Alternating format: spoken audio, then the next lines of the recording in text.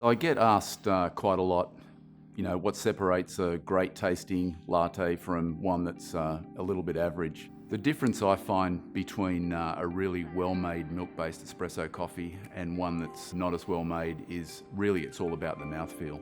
If you've got high quality microfoam, really tight, tiny bubbles that have a great amount of viscosity, they'll actually really coat your tongue, give you that rich, viscous experience versus bubbles that are too big.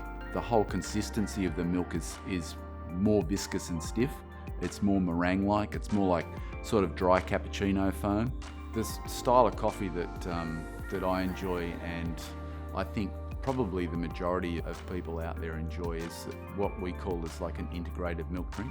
It's where the microfoam or the textured milk is really well integrated or mixed with the espresso. It's not separated into layers, where you may have to stir or you may have to drink a lot of milk before you hit any espresso, further down that glass. So microfoam milk, what you're attempting to create is you're attempting to volumize the milk with very, very small air bubbles, and at the same time, you're heating the milk using the steam as well. It creates a temperature and a textural change to the cold milk.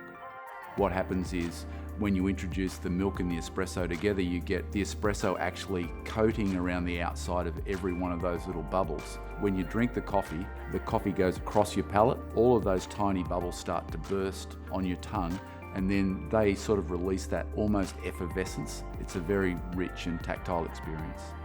To create really high quality microfoam, you need really powerful steam. So you go into a cafe, they've got a $20,000 La Marzocco or Sinesso or Victoria Arduino there. It's the delivery of that steam that gives you the technical platform to create great microfoam. When we develop an espresso machine, one of its foundational deliverables is you need to ensure that the steam system is going to have enough power to do those two things. So it's got to be able to drive the milk past the tip of the steam wand and heat the milk as quickly as possible. But it's also a balance of some other elements as well. So the design of the steam nozzle or the tip is very important. The configuration, the number of holes, the size of the holes, the angle of those holes. It's extremely important to balance that to the overall pressure and flow that the steam system is able to deliver. One of the very important aspects of a steam system design is to make sure that you deliver really dry steam.